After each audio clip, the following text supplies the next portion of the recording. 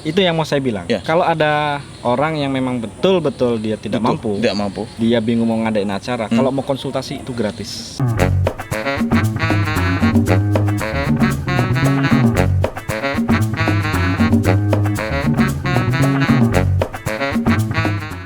Konten kami bebas sih, mau ngerokok, mau tengkreng, mau apa terserah, apa-apa. gitu kan. Karena bukan kita nggak tahu aturan, karena bagi kami merokok itu bukan kejahatan. Iya betul. Ada sesuatu yang menarik menurut saya berkenaan dengan wedding, karena memasuki wabah pandemi kemarin, bulan Maret, terus ditetapkannya tanggal 16 sebagai benar-benar orang di Indonesia, masyarakat ini harus jaga jarak atau social distancing, ya. Dilanjutkan tanggal 19 sekolah semua sudah mulai libur sampai hari ini, ya.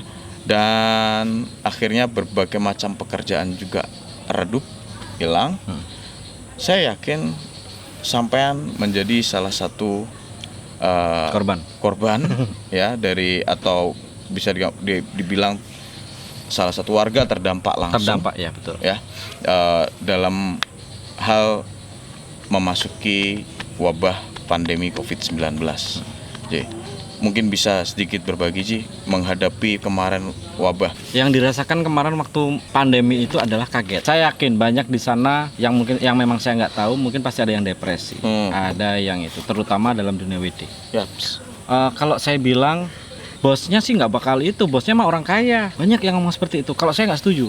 Kalau ada orang yang ngomong seperti itu ke saya marahin orang itu. Saya nggak mau orang bilang seperti itu. Karena apa? Jujur, saya sebagai wedding planner, saya berurusan dengan banyak vendor, terutama dekor, catering dan sebagainya. Saya tidak punya kru atau bisa dibilang karyawan sebanyak seperti catering atau dekorasi. Tapi di sini yang saya pikirkan adalah dalam pandemi kayak gini nggak ada job, saya masih bisa makan. Bagaimana anak buah saya? Itu yang saya beban, pikirkan. Uji, beban loh, serius. Duit saya nggak beban.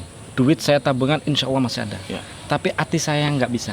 Ya moral, maksudnya beban. Kalau kita punya karyawan sampai karyawan itu harus diberhentikan, itu beban banget. Serius. Itu apa ya? Jadi kadang ketika bahas seperti ini tuh, saya tuh kayak malu dengan muka saya. Masa iya saya harus menangis gitu loh. Dan kemarin itu tidak hanya kalangan bawah, kalangan atas semuanya rungsep. Semuanya rungsep.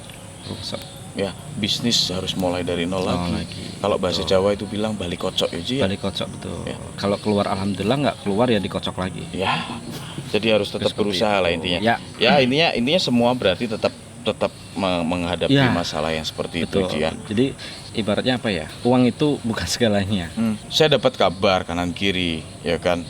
Terus saya sempat lihat memang selebaran, ya. Selebaran di media sosial ada sharing dari teman bahwa di Pekalongan ini sudah diperbolehkan untuk mengadakan pesta pernikahan. Tapi harus tetap menjaga yang namanya protokol kesehatan, ya kan? Beberapa teman sudah bikin simulasi. Beberapa teman sudah bikin simulasi mengenai penerapan protokol kesehatan tersebut. Karena beberapa waktu yang lalu saya juga sempat ngobrol sama ada wedding organizer, kumpulan lah mereka, ya kan.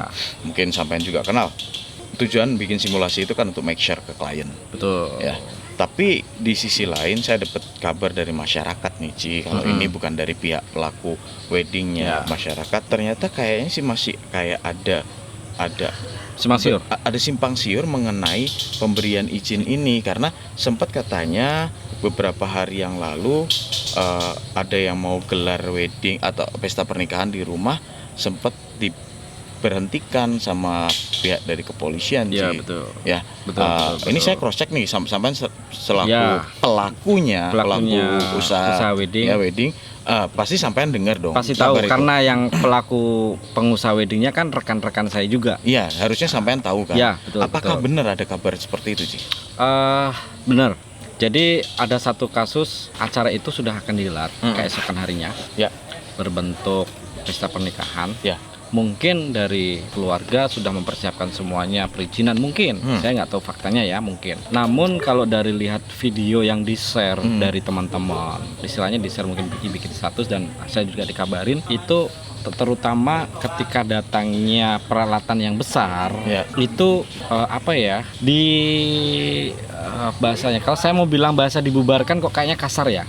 Intinya diimbau untuk tidak menggunakan alat-alat besar. Contoh sound system besar. Kenapa, Ji? Kalau kenapa alasan aslinya saya kurang begitu paham ya. Namun kembalinya lagi masalah ke perizinan. Kan Bapak Wali Kotanya sendiri yang saya tahu dari rekan ke rekan, istilahnya saya percaya dengan rekan saya karena beliau rekan saya ini kebetulan kan juga dekat artinya kenal dekat dengan Pak Wali Kota. Itu Pak Wali Kota belum mengizinkan untuk ada acara besar di Pekalongan. Sampai hari ini? Sampai hari ini. Serius, Ji? Serius. Terus edaran itu keluar? Oh, edaran yang di medsos ya? Nggak tahu, Mas. Apakah itu hanya sebatas adem ayem? Atau memang itu sudah mau keluar atau itu kecolongan keluar? Tapi kalau kecolongan keluar berarti harusnya pelanggaran dong ya, yang bikin surat itu ya. Tapi maaf gini, ya. Ya betul.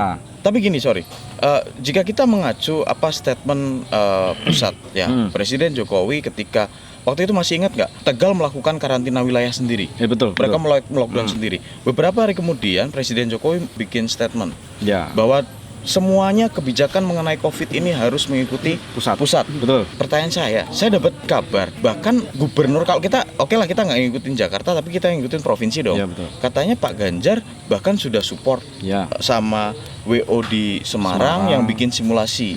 Sudah support. Kenapa yang di daerah belum? Oh gitu. Oke, kalau untuk gosip Pak Ganjar akan support ya, berarti kan belum ya, belum terjadi ya. Oh belum terjadi ya. Masalah terjadi atau belum, saya kok sampai detik ini belum ada dapat kabar dari rekan saya yang ada di Semarang ya. Saya juga punya rekan di Semarang, di Jakarta, perkembangan WO di sana-sana gimana. Saya belum dapat info itu, Mas, sampai detik ini. Belum. Cuman kalau menurut saya, kalau memang itu sudah ada, masa iya saya nggak tahu. Oh iya, oke. Itu aja. Kalau kebijakan pusat sih mengenai untuk pesta pernikahan, apakah sudah ada?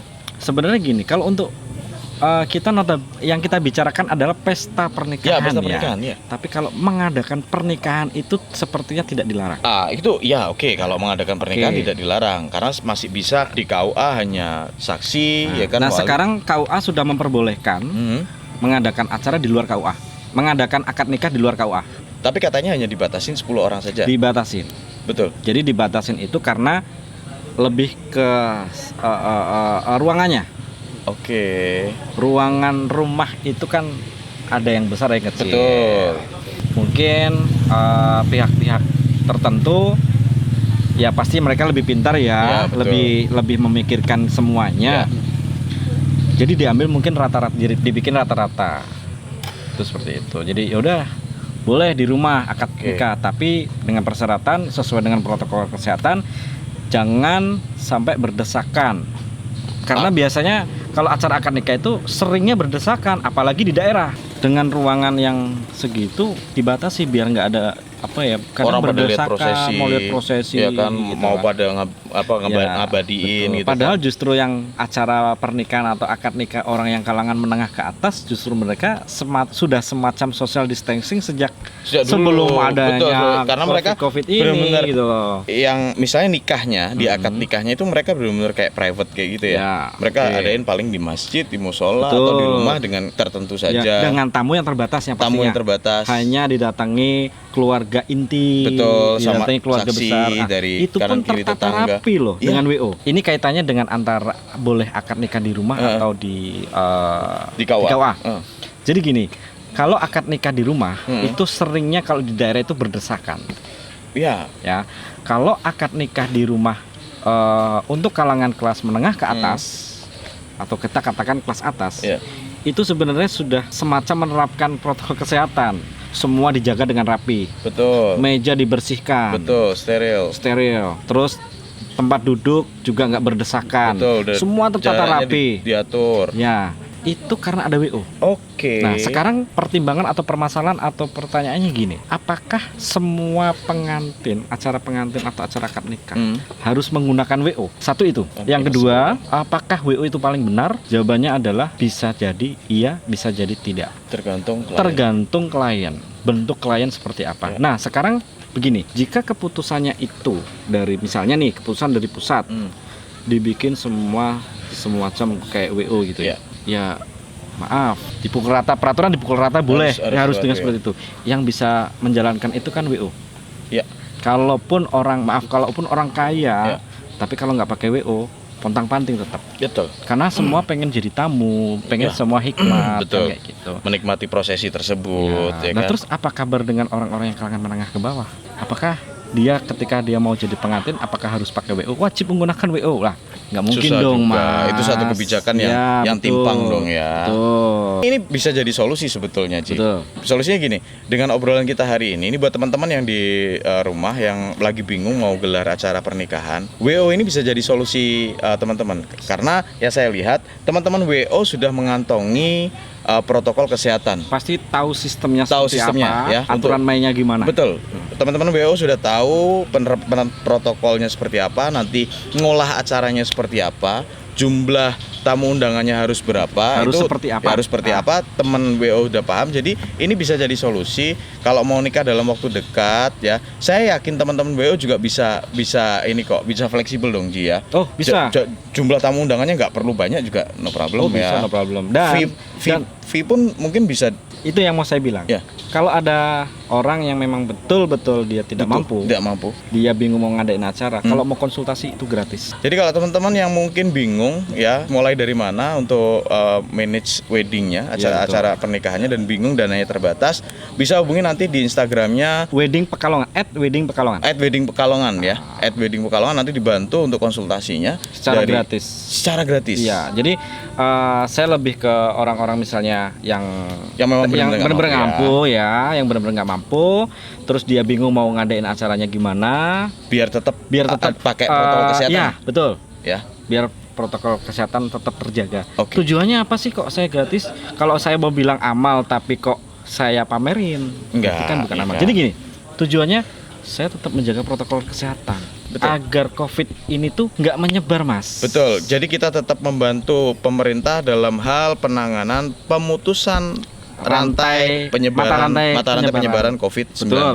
Itu tujuan saya. Betul. Dan satu lagi, Ji, ketika sampean melakukan hal ini tadi, sampean memberikan konsultasi gratis, akhirnya sampean memberikan, sorry tuh saya bukan kita berbagi rezeki, tapi memberikan peluang atau opportunity bagi teman-teman vendor yang lainnya masih bisa dipakai. Misalnya kayak layos, ya kan, betul, catering kecil, ya kan, pasar juga laku. Akhirnya ekonomi pelan-pelan mulai berjalan. Oke. Terus segini, Ji, sampean sebagai seorang wedding planner, sampean juga ya wedding planner, berarti otomatis sampean wedding organizer, juga wedding service dong.